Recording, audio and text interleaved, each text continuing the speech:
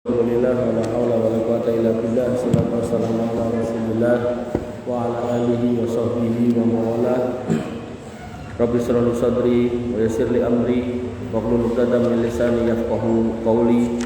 Bapak Ibu yang dirahmati Allah, alhamdulillah puji syukur senantiasa kita haturkan kehadirat Allah Subhanahu wa taala yang masih memberikan taufiknya serta hidayahnya sehingga kita masih bisa mendatangi rumah di antara rumah-rumah Allah untuk menyatakan diri sebagai hamba yang beriman, yang dibuktikan dengan sholat, yang kemudian kita lengkapi dengan bermajelis ilmu.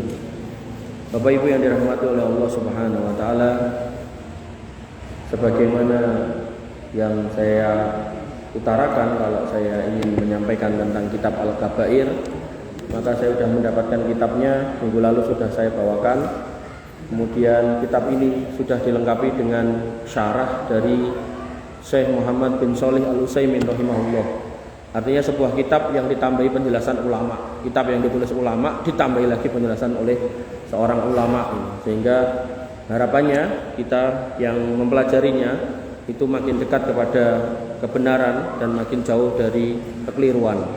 Bapak Ibu yang dirahmati oleh Allah Subhanahu wa taala, kita langsung saja masuk ke dosa besar yang pertama.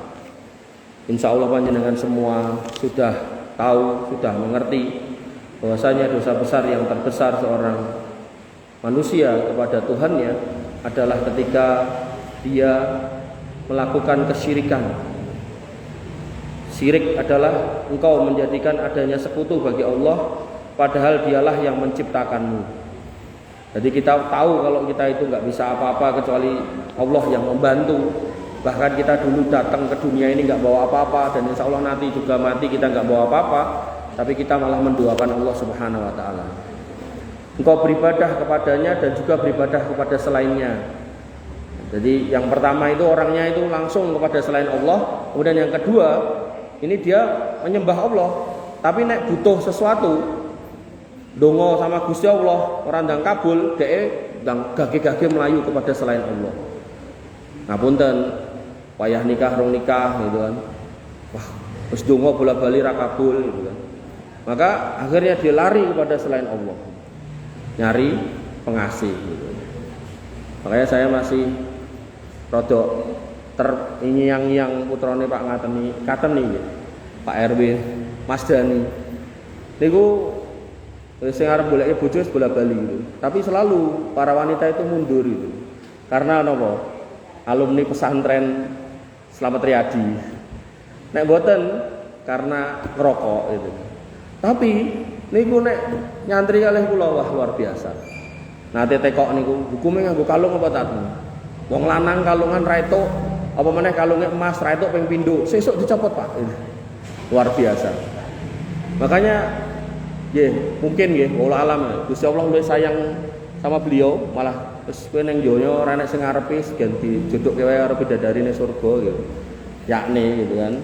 Tapi saya melihat akhir hidupnya itu sangat luar biasa, sangat baik gitu. Karena terakhir malam sebelum meninggal itu kan ada kajian biasa di belakang LP niku kan. Niku dhek ngobrol sama ustate, pas ngepasi jadwalnya sanes kula. Ngobrol sama ustate.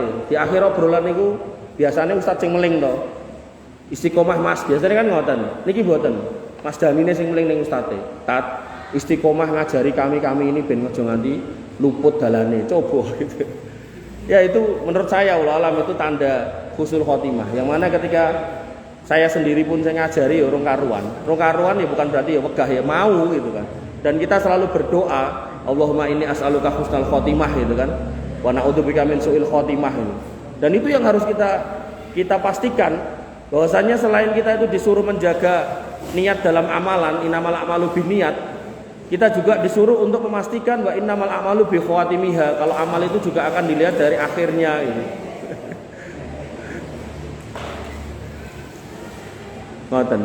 Jadi saya kalau nek kelingan Mas Dani niku wah luar biasa nih. Bapak Ibu yang dirahmati oleh Allah Subhanahu wa taala.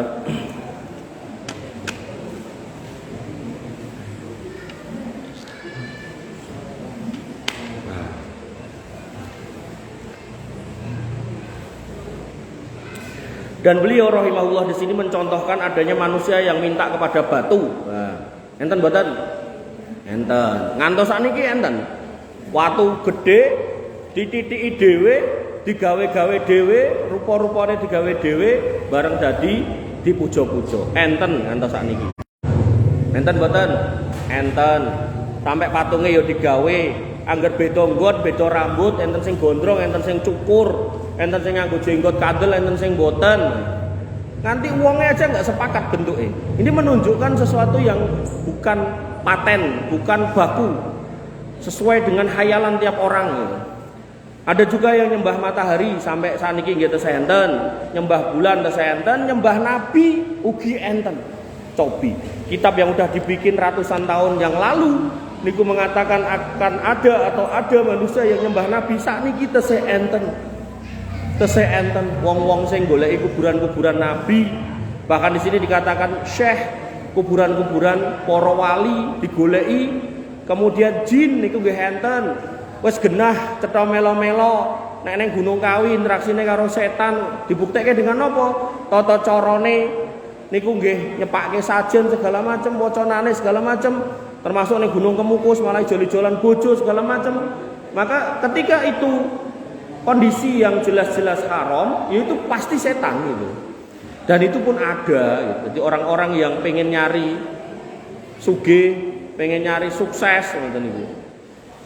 Kemudian ada juga yang nyembah binatang, sakniki nggih tesih enten. Kebo, longa-longo, bodho, digiring-giring dhewe, luwe digolekke pangan, giliran mak klothok nggo royokan gitu kan. Bahkan ten negara mriku Ngalengka diraja mriko niku sapi sungune niku digawe kembang maneka warna, awake diwarna-warna, digiring lewat gang melayu terus tah lanang-lanang kongking mriko tempuk terus dos napa ndelosor, dipidai, ngomongnya gen barokah. Luar biasa jahilnya. Kemudian menyembah malaikat gitu seenten dan yang lainnya. Bapak Ibu yang dirahmati oleh Allah Subhanahu wa taala, sampai yang nyembah jin ini sampai ada gereja itu namanya gereja Lucifer itu. Jadi nek gereja niku salipe dawane ning ngisor, cilik candheke ten dhuwur. Lucifer niku diwalik. Jadi salipe niku sing dawane ning dhuwur, pendeke ten ngisor. Terus semua warnane nuansa merah. Jadi nek iki masjidnya nanti ijo macam-macam niki wabang kabeh. Terus ten nggen mimbare mriku setan, gambar setan yang menurut dia ya kayak gitu setan. Rupane elek, untune duwe siung, duwe sungu, buntute enek napa kaya panahe ngoten nika. Terus enten sing digawe duwe suwi sithik gitu kan. Enten niku. Maka orang-orang seperti ini, orang-orang yang jelas tersesat di jalan yang jauh. Dolalam ba'ida. Dan dalil tentang kesyirikan ini Allah Subhanahu wa taala berfirman, "Innallaha la yaghfiru ayyushraka bihi wa yaghfiru ma duna dzalik liman yasha." Al-Maidah An-Nisa ayat 48. Bahwasanya Allah tidak akan mengampuni dosa syirik. Tapi Allah mampu dan mudah untuk mengampuni dosa selainnya. Ini menunjukkan ketika orang-orang yang melakukan perbuatan dosa tapi bukan syirik, Allah masih mau mengampuni. Masih mau mengampuni. Walaupun ada proses penyucian diri di neraka. Walaupun ada proses pahalanya dikurangi ketika yaumul hisab, ditukar dengan kedoliman-kedoliman yang pernah dikerjakannya. Tapi endingnya tetap orang-orang yang bertauhid, yang tidak pernah mencampurkan kehidupannya dengan kesyirikan, tetap diampuni. Sampai saya pernah cerita dan mungkin sering sampaikan ya, tentang orang yang terakhir masuk surga. Niku ahli maksiat pun entek-entekan ning neraka. Tapi nggih terus diciduk oleh Gusti Allah katut, terus ditokke mlaku brangkang, kemudian dicemplungke ten sungai kehidupan, terus kan mlebu surga. Ngoten yo, karena biasanya ning donya kosak-kosik ya, kon mlebu surga ya wegah. Menurut kula surga niku pun kebak Gusti Allah. Balik mlebu meneh. Balik meneh lapor, ketinggalan pun kebak. Balik ning jero wis dicepake kenikmatan 10 kali raja donya. Dinggo kowe kuwi lho, menungso sing kokean dosa. Tapi diampuni, Pak, karena bertauhid. Makanya pentingnya kita tetap istiqomah di atas tauhid ini. Jangan sampai jenengan melenceng gitu. Goro-goro dibujuki kancane. Bro, loro yang ono ya ini ra mari-mari. Kae lho, Mbah kae sekti. Wong didoni bola-bali engko mari gitu. Neng yo kuwi dadak nyepake uga rampe iki kuwi. Akhirnya dilakoni. Yo mari, neng di atas kesirikan itu enggak boleh. Termasuk ada orang-orang yang kemudian mencari kaya di atas kesirikan. Ya ada kaya, tapi ya enggak boleh. Maka ini yang harus kita pahami ketika larangan sudah ada, al halalu bayyinun wal haramu bayyinun, sesuatu sudah jelas maka jangan sampai kita tabrak. Bapak Ibu yang dirahmati oleh Allah Subhanahu wa taala, Allah berfirman lagi, innahu may yusyrik billah faqad harramallahu alaihil jannah wa ma'wahun nar. Siapa yang kemudian menyekutukan Allah dengan apapun, maka sungguh Allah mengharamkan surga baginya dan tempat nerakanya, tempat kembalinya adalah neraka. Kemudian pada ayat yang lain Allah menegaskan inna syirka ladulmun adim. Sesungguhnya yang namanya kesyirikan itu kesalahan atau kedoliman yang paling besar. Dan masih banyak lagi ayat-ayat lain yang membahas tentang ini. Sampai Nabi SAW pernah ditanya, ala unabbiukum bil akbaril kabair, mau gak kamu tak kasih tahu tentang dosa besar ning yang paling besarnya? Para sahabat mengatakan, qalu bala ya Rasulullah, iya tentu ya Rasulullah. Kemudian beliau SAW mengatakan al-israku billah yang pertama, menyekutukan Allah Subhanahu wa taala. Sehingga agama sejak Rasul Nabi Nuh alaihissalam sampai Nabi Muhammad SAW, inti agamanya adalah anikbudullah wajtanibut taghut. Sembahlah Allah dan jauhilah kesyirikan. Semua perkara-perkara yang mengarah kepada kesyirikan. Nabi SAW bersabda, ijtanibu sab'al mubiqat fadzukira minha asyirk.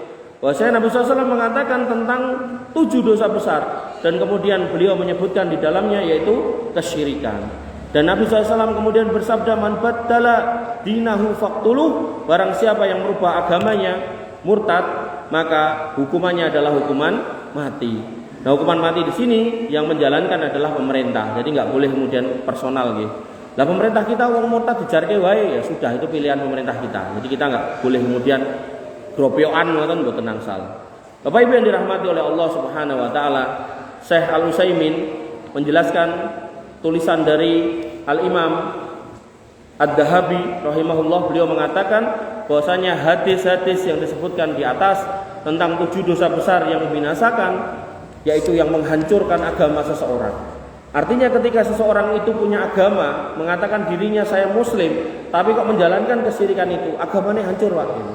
Jadi mama jenengan di rumah sudah dibangun bagus, lalu jenengan tekake setum gitu kan, kayak nabrak ya ambruk gitu. Maka begitulah kemudian agama seseorang ketika kemudian dia sudah pupuk dari kecil dengan sholat, dengan ngaji segala macam, tapi kemudian kok dia masuk ke wilayah kesyirikan, hakikatnya ya dia sendiri menghancurkan agamanya. Kemudian beliau rahimahullah juga mengatakan bahwasanya kesyirikan ini adalah kedoliman yang sangat besar. Engkau menjadikan sesuatu sebagai tandingan bagi Allah, padahal dialah yang sudah menciptakanmu. Inilah malapetaka yang paling besar, yaitu menyekutukan Allah Subhanahu wa taala.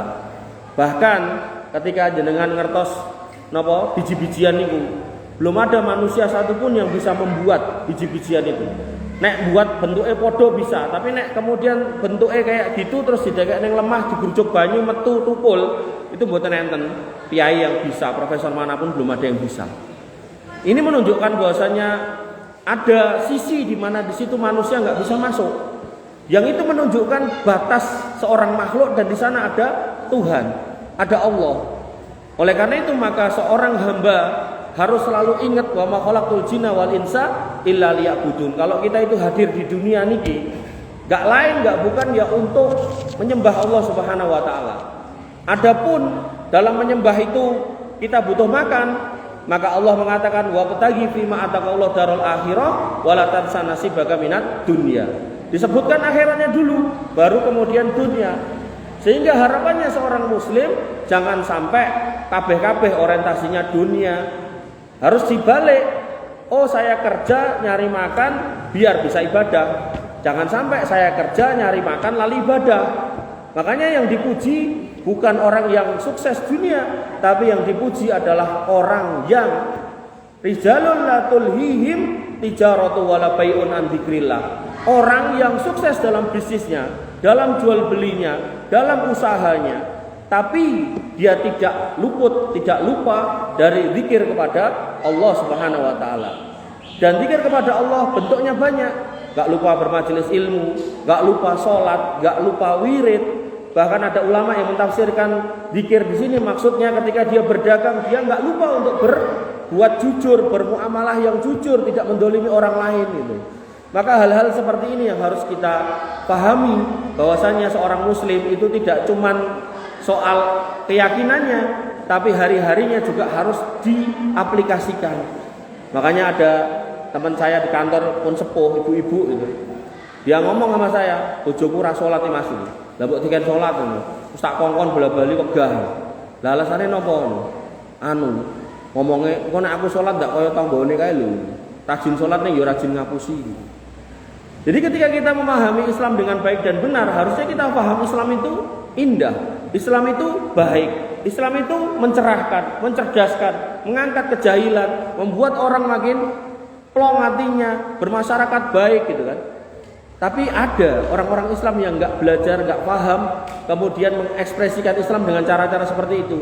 Sudah berpenampilan muslim yang baik, tapi jual beli menipu. Sudah berpenampilan sebagai seorang muslim yang baik, tapi ngutang rambayar gitu kan. Maka hal-hal seperti ini yang harus kita koreksi, karena al-Islamu mahjubun bil muslimin. Islam itu indah, tapi ada kalanya keindahan Islam itu tertutup oleh kelakuan orang Islam. Bapak Ibu yang dirahmati oleh Allah Subhanahu wa taala. Lalu beliau rahimahullah mengatakan, bentuk-bentuk syirik kepada Allah Subhanahu wa taala banyak macamnya, di antaranya orang yang mengagungkan sesama makhluk sebagaimana ia mengagungkan Khalik. Jadi memuja manusia, memuja tanaman, memuja binatang, memuja gunung, melebihi memuja Allah Subhanahu wa taala. Hal ini dapat dilihat pada kebiasaan sebagian para pembantu, baik itu orang yang merdeka maupun budak. Jadi ada orang yang kerja, nek dikongkon bose ndang gage-gage mangkat. Tapi begitu kemudian dipanggil untuk sholat, lah kosak-kosik. Maka hal-hal seperti ini yang kemudian harus kita pahami. Ada kondisi yang tidak baik-baik aja, ada ketauhidan yang sedang cedera, ada iman yang sedang sakit gitu loh. Maka harus kita segera sembuhkan. Kemudian dia mengagungkan pejabat melebihi pengagungan kepada Allah. Ini juga termasuk dalam bentuk syirik yang sangat besar, yaitu mengagungkan makhluk melebihi pengagungan kepada Allah Subhanahu wa taala. Hal ini terjadi ketika pimpinan, atasan, raja, tuannya mengatakan kerjakan ini di waktu sholat, jangan sholat dulu, kemudian dia pun melaksanakannya. Jadi seorang ulama sampai mendetailkan seperti ini. Kemudian ketika waktu sholat telah habis, ia pun tetap tidak peduli kalau dia belum sholat, dan dia terus mengerjakan pekerjaan tuannya walaupun dia sedang melanggar perintah Tuhannya. Jadi kalau mbiyen pernah punya karyawan itu kerja teng ngene Cina. Cina niku duwe ngon-ngon kathah, ngoni manuk gede-gede larang-larang ngoten niku. Terus karyawan ini ku dijadwal Jumat 1 sama 3 yang Jumatan si ini, Jumat 2 sama 4 si itu. Ya akhirnya dengan sebab itu dia keluar gitu. Ya harusnya seorang muslim kayak gitu, Pak. Jadi kalau kemudian kon kerja neng waktu sholat gak dikasih, maka ya harusnya seorang muslim ora usah kerja karo orang kayak gitu.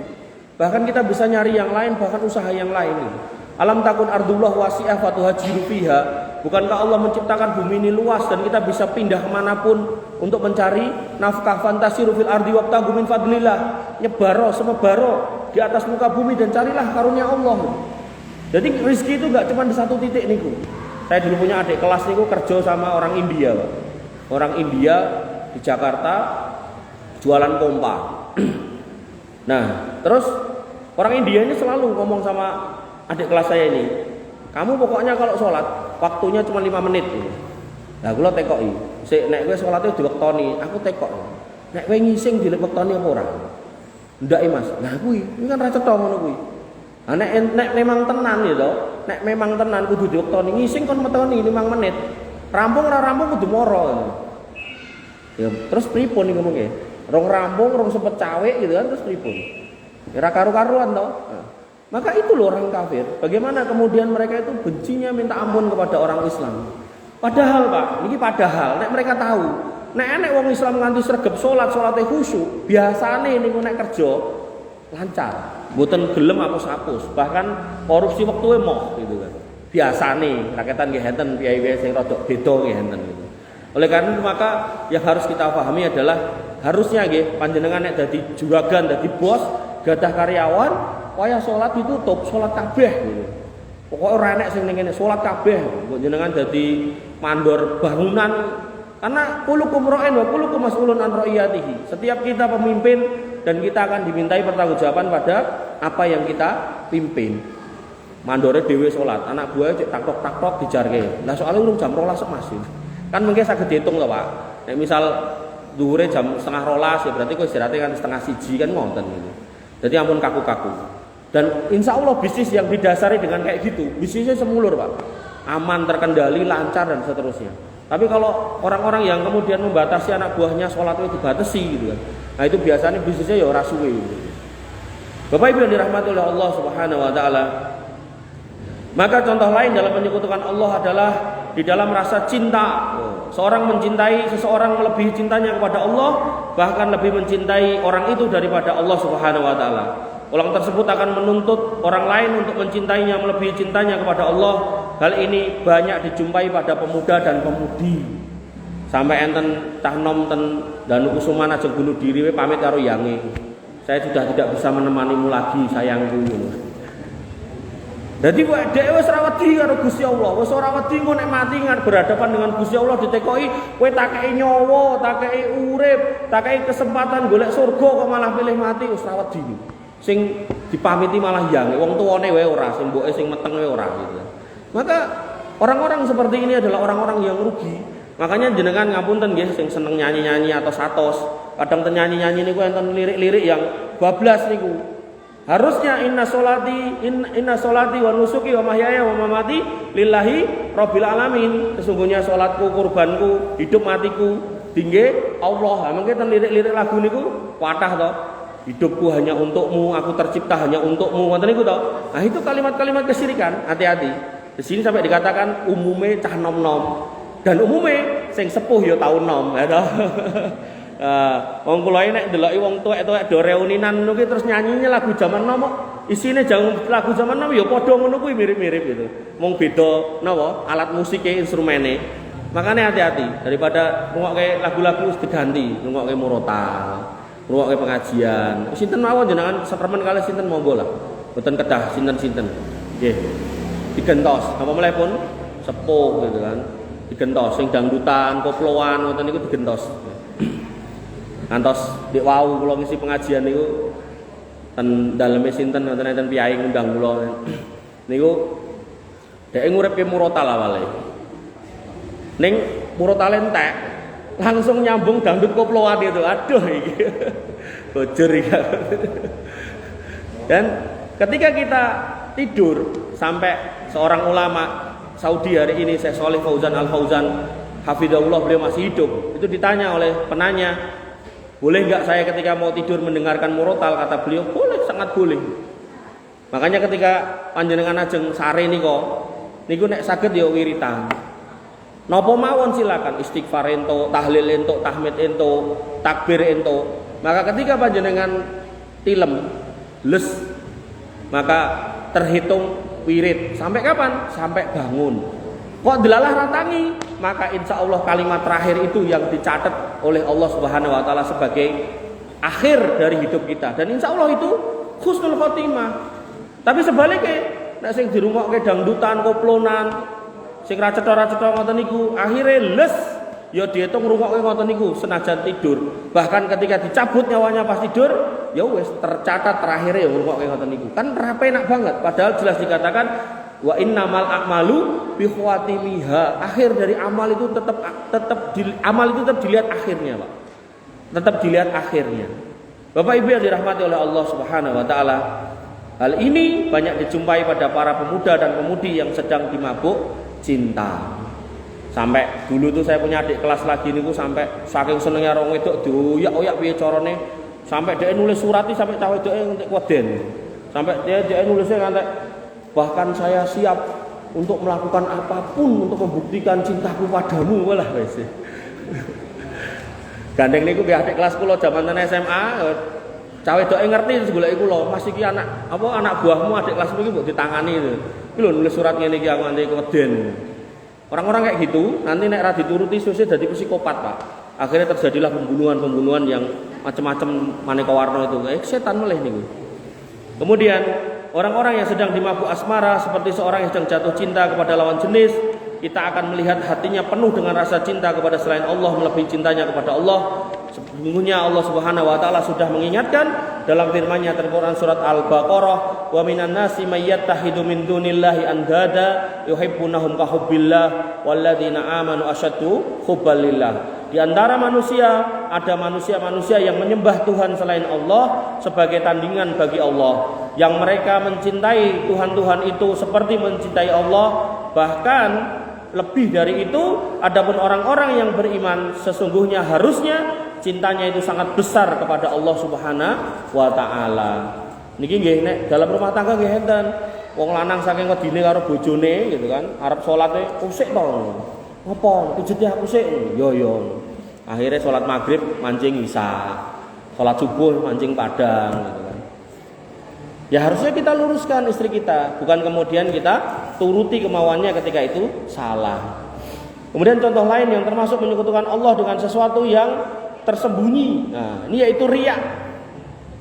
Riya, orang yang beramal ketika sendirian amalnya cepet salate, tapi begitu ada orang lain wapi era karuan. Maka hal ini pun termasuk perbuatan menyekutukan Allah. Misalnya seorang yang sedang melakukan sholat, kemudian dia memperbagus sholatnya karena dilihat oleh temannya dan karena ada yang memperhatikan dia waktu sholat. Atau orang yang berpuasa karena ingin dikatakan orang yang taat, rajin beribadah kepada Allah Subhanahu wa taala. Atau orang yang bersedekah agar disebut dermawan karena suka bersedekah. Semua ini termasuk riya. Makanya nanti orang yang pertama kali ditanyai oleh Allah Subhanahu wa taala itu ada 3, Pak.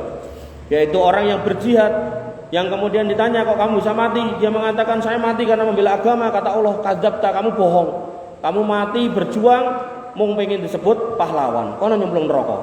Kemudian yang kedua, didatangkan orang kaya yang suka berderma, bahkan kalau ada kegiatan apa-apa dia esik dhewe, ora gelem keri gitu kan. Kemudian ditanya, gimana hidupmu? Kata dia, saya waktu hidup selalu bersedekah. Pokoknya anggaran apa wae tak kei, proposal tak kei, semua tak turuti, semua sing sifatnya kebaikan tak turuti.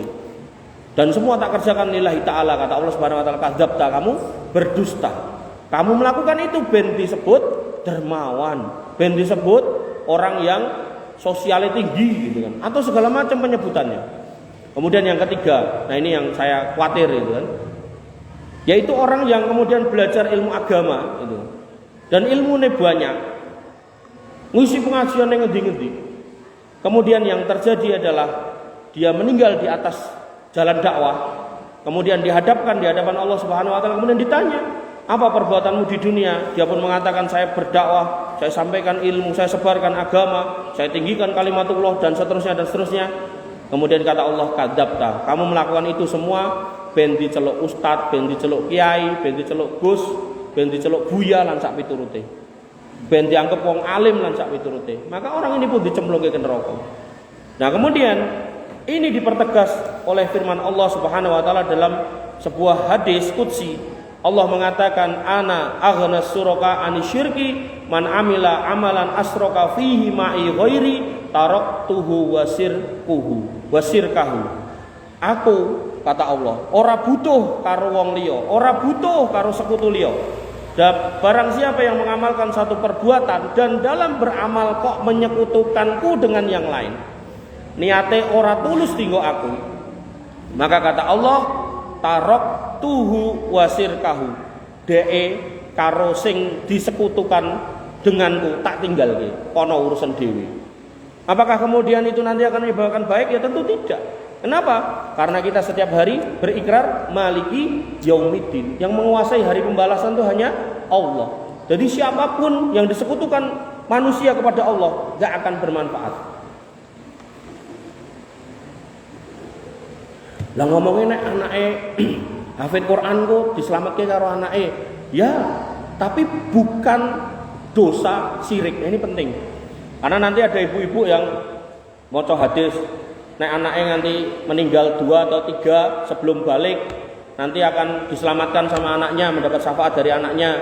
Bahkan kalau anaknya masih janin, nanti ari-arine nggih narik mboke sing biyen meteng niku, sing ngetokke niku gitu kan. Terus ibu-ibu itu kemudian berpendapat, loh berarti aku dijamin mlebu surga. Nek nu tak rasa salat lho, klentu niku nggih. Jadi jaminan itu hanya untuk mereka yang menjalankan rukun Islam semaksimal dia kemampuannya dan juga menjauhi kesyirikan. Jadi nggak boleh kemudian sembarangan, ngoten nggak boleh. Bapak Ibu yang dirahmati oleh Allah Subhanahu wa taala, beliau rahimahullah Syekh Utsaimin kemudian mengatakan lagi di antara syirik yang tersembunyi yaitu menjadikan dunia sebagai tujuan hidup. Pokoknya didik-didik wani piro, didik-didik wani piro gitu kan. Kita melihat orang seperti ini mulai dari akal pikirannya, badan, tidur dan terjaganya, semua yang dia pikirkan adalah dunia. Tangi turu, arep turu meneh, nanti raiso turu goro-goro mikir dunia gitu kan. Kemudian dia akan terus menghitung berapa keuntungannya, berapa kerugiannya yang dia raih dan dia capai atau dia terima hari ini. Maka kita akan melihat bahwa orang semacam ini hidup bergelimang harta di dunia, baik dengan harta yang halal maupun harta yang haram.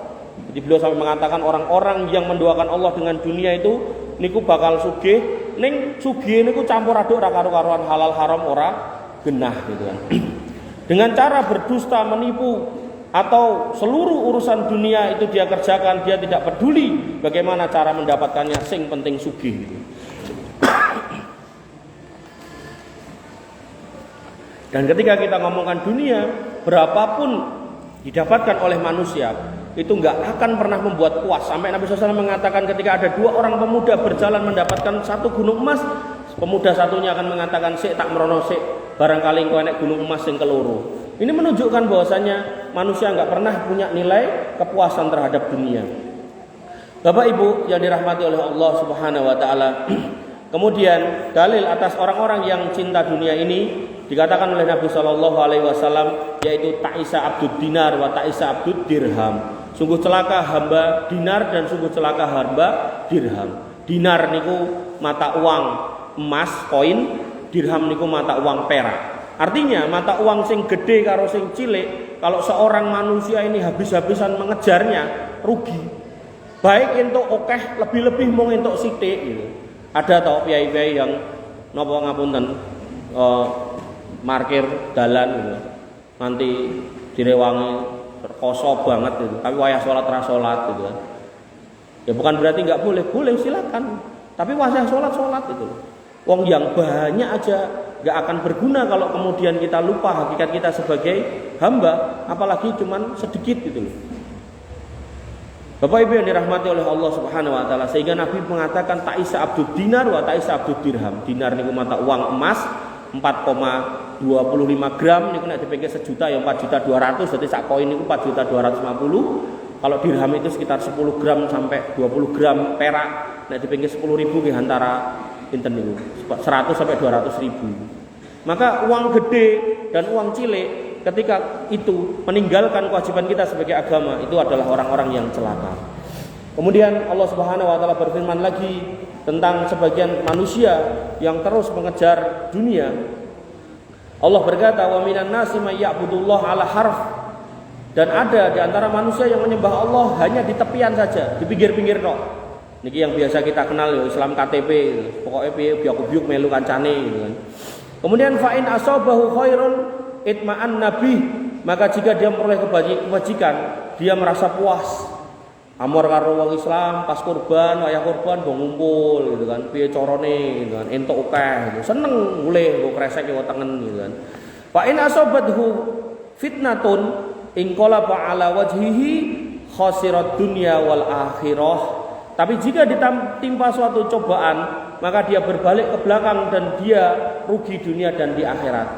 Ning masjid, ngurusi masjid gitu kan, wah ternyata rekoso, ternyata renek duite, bahkan mungkin takmire sepakat nek dadi takmir ra digaji gitu kan, akhirnya nyesel, gelo gitu kan. Lah orang-orang seperti ini, orang-orang yang selalu didik dunia, sampai kalau ngisi pengajian niku teko amplope piro atau nek rawani teko engko bar dikek amplop ditiliki nek sithik sok ben ra gelem mangkat. Orang-orang seperti ini yang Allah naskan di sini, yaitu mereka tidak all out dalam menjadi orang yang beriman, tidak kafah menjadi orang yang berislam. Mereka selalu menimbang dengan dunia.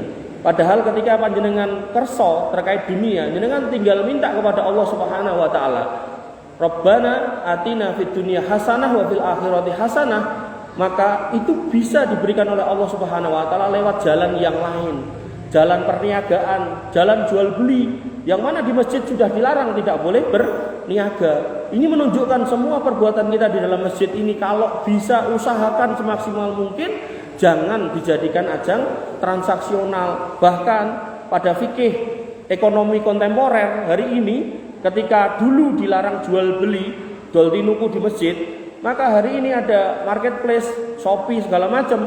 Maka orang yang bawa HP ke masjid tidak boleh kemudian order barang dan check out di masjid, nggak boleh gitu. Karena aku ketemu bakule, garek dudul-dudul tok karo transfer, nggak boleh Pak, haram gitu.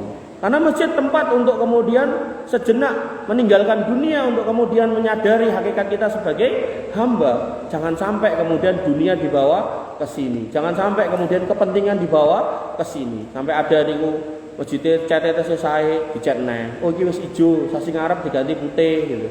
Gendenge ra bocor didukke ngebar ku diunggahke neh gitu kan. Meroyek Pak, karena biasa meroyek ning nggon pemerintahan. Begitu enggak dapat proyek di sana meroyek di masjid gitu. Nah, orang-orang seperti ini adalah orang-orang yang dikatakan di sini khosirat dunya wal akhirah. Rugi dunya ora kecekel, akhirat saya meneh gitu kan. Rasulullah SAW bersabda, orang-orang ini jika diberi akan senang dan jika tidak diberi akan marah. Celakalah orang seperti ini dan dia akan tersungkur. Maksud tersungkur yaitu akan menjadi orang yang hina karena seluruh urusannya menjadi rusak. Maka jika dia tertusuk duri, dia tidak bisa mencabutnya. Maksudnya Allah akan mempersulit hidupnya sehingga satu duri pun tidak mampu dia cabut dari badannya. Maka orang-orang yang seperti ini adalah orang-orang yang sudah menduakan Allah Subhanahu wa taala dengan dunia. Perhatikanlah wahai hamba Allah yang beriman, bahwasanya hamba yang pertama adalah seorang hamba yang menggunakan alas tidur spray. Jadi ada sebuah hadis panjang, di situ ada seorang hamba yang menggunakan alas tidur spray. Sedangkan yang kedua seorang hamba yang tidak peduli dengan kondisinya sendiri. Maka hal yang terpenting bagi dirinya adalah menghamba kepada Allah Subhanahu wa taala dan mengharapkan ridhonya. Maka yang kusut rambutnya dan berdebu kedua kakinya, jika berada di garis belakang maka ia tetap berada di garis belakang. Jadi ini kisah tentang hamba-hamba yang kemudian diminta untuk berjihad di jalan Allah. Ada orang-orang yang kemudian diperintahkan sama komandannya itu pakai paling buri gitu. Maka dia pun nggak peduli dengan kondisinya, nggak pengen kemudian kudu tampil neng ngarep nggak. Pokoknya apa yang bisa saya terlibat di situ sesuai kemampuan saya, sesuai ilmu saya terlibat. Ketika memang ngapunten ilmu nggak ada, dana nggak ada, isone nggih mung ngamuten resik-resik kamar mandi, WC, mangkat. Kalau memang itu untuk Allah Subhanahu wa taala. Bahkan kalau memang isone nggih mung nyapu ngepel masjid, mangkat. Maka inilah orang-orang yang beriman yang tidak peduli dengan kedudukan dunia. Bapak Ibu yang dirahmati oleh Allah Subhanahu wa taala. Kemudian ada juga orang-orang yang bersumpah atas nama selain Allah Subhanahu wa taala. Mereka bersumpah dengan tidak menyebut nama Allah Subhanahu wa taala, maka ini juga bagian dari kesyirikan. Hanya saja nanti dalam kitab tauhid, orang-orang yang bersumpah dengan menyebut nama selain Allah itu syiriknya syirik kecil. Tapi sak kecil-kecil lagi niku syirik gitu. Sampai Ibnu Umar atau Ibnu Abbas pernah mengatakan walaupun dosa itu kecil syiriknya, tetap lebih besar dosa itu daripada dosa besar yang lain. Oleh karena itu maka ketika Allah bersumpah di dalam Al-Quran dengan menyebut nama makhluknya, wadduha, kemudian walaili, kemudian wasyamsi, wanajmi, kemudian apa lagi mas? Wal qamari dan seterusnya. Itu menunjukkan keagungan makhluk itu dan Allah bebas untuk menggunakannya. Tapi ketika kita sebagai hamba, maka kita tidak boleh bersumpah menyebut nama makhluk-makhluk itu. Kita nggak boleh kemudian bersumpah atas nama matahari, bersumpah atas nama bintang. Mungkin ada anak yang sangat cinta sama orang tuanya, aku bersumpah atas nama bapak ibuku gitu. Bahkan ada yang saking senengnya karo bledek, sumpah wani sambil bledek. Itu juga nggak boleh. Maka sumpah tertinggi seorang muslim adalah dengan menyebut nama Allah Subhanahu wa taala. Dan seorang muslim ketika sudah bersumpah, maka dia tidak boleh bermain-main dengan sumpahnya. Dia tidak boleh kemudian gampang untuk kemudian hapus-hapus. Bapak Ibu yang dirahmati oleh Allah Subhanahu wa taala, kenapa Allah kemudian bersumpah dengan sebagian makhluknya? Karena Allah menegaskan wa min ayatihi al-lailu wan naharu wasyamsu wal qamar. Karena tanda kekuasaan Allah Subhanahu wa taala itu terdapat pada malam kemudian siang, matahari dan bulan. Makanya ketika nanti umpami nggih jenengan ketemu dajjal iso nguripke wong mati, iso marekke segala macam penyakit, iso nekokke hudan, iso kemudian garingke laut danau, iso garingke sungai, iso nyuburke pertanian, iso nyukupi wong-wong sing butuh gitu kan. Umpami ning naudzubillah jangan sampai nggih. Umpami ketemu, maka mang nyuwun tulung kae matahari lagi terbit koetan, balekno nang kulon. Balik ini dalam artian terbitno ulang saka kulon. Maka dalam bab ini penegasan bahwasanya manusia yang mengaku Tuhan siapapun dia diberikan secuil mukjizat kemampuan yang luar biasa di luar nalar, tapi akan ada batasan yang tidak bisa dia langkahi, yaitu urusan siang, malam, matahari dan bulan. Mboten enten. Makanya dulu Nabi Muhammad SAW itu ditantang sama orang Quraisy, nek kowe tenan nabi, kae lho bulan kae belan. Diizinkan untuk terbelah atas izin Allah tentunya. Lah gitu loh. Jadi orang Islam tuh ketika melihat sesosok manusia bisa melakukan sesuatu, pada hakikatnya itu atas izin Allah. Nah, tinggal kita koreksi, ini wong salat apa enggak? Nek ra salat ya berarti bantuannya setan. Nek salat ya mungkin itu karomah dari Allah Subhanahu wa taala. Tapi la tudruni kama atrotin Nasara Isa bin Maryam. Jangan diagungkan sebagaimana orang-orang Nasrani mengagungkan Isa bin Maryam. Sehingga ketika ada orang sakti kayak gimana pun kita cek dulu. Nah, seperti apa ini kesaktiannya? Sesuai dengan Al-Qur'an apa enggak, sesuai dengan sunnah apa enggak pengamalannya. Kalau ilmunya sesuai, maka mudah-mudahan itu karomah dari Allah Subhanahu. Tapi enggak boleh kemudian dijalui macam-macam biar kemudian hidup berkah dan seterusnya mboten angsal. Bapak Ibu yang dirahmati oleh Allah Subhanahu wa taala, mbok bilih cekap semanten iki pun satu bab. Insyaallah kita lanjutkan di bab yang kedua, yaitu dengan tema membunuh orang lain. Jadi dosa besar yang kedua adalah membunuh orang lain. Intinya dari apa yang saya sampaikan yang pertama ini, bahwasanya dosa besar yang pertama ternyata disepakati oleh para ulama dan didukung oleh dalil-dalil yang sangat kuat, yaitu berbuat kesyirikan. Sehingga seorang muslim yang kemudian menyatakan diri amantu billah sumastaqim, nah istiqomah di sini adalah dengan cara yang pertama kali adalah menjauhi kesyirikan. Karena ketika kesyirikan sudah jauh dari hidup kita, maka ketenangan akan hadir dan yang paling penting keselamatan di dunia dan di akhirat akan datang. Karena kalau kemudian kita sampai tercebur ke dalam kesyirikan, walaupun dengan itu kemudian kita kaya raya, kita sembuh dari penyakit, maka di akhirat pertanggungjawabannya berat, karena Allah nggak akan mengampuni orang yang berbuat kesyirikan. Kemudian semua amalnya dihapus, kemudian dia dimasukkan ke dalam neraka dan tidak diperbolehkan masuk surga. Padahal surga itu bisa dimasuki oleh orang-orang yang berdosa setelah Allah mengampuninya, atau kemudian Allah memberikan syafaat padanya, atau setelah orang itu disucikan di neraka.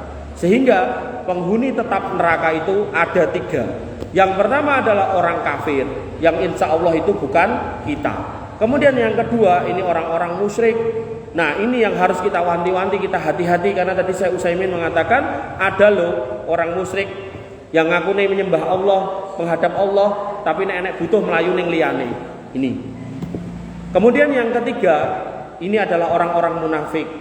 Nah orang munafik ini dikatakan munafik karena secara lisan dia menyatakan Islam, tapi secara i'tiqad keyakinan dalam hatinya anyel banget karo wong Islam.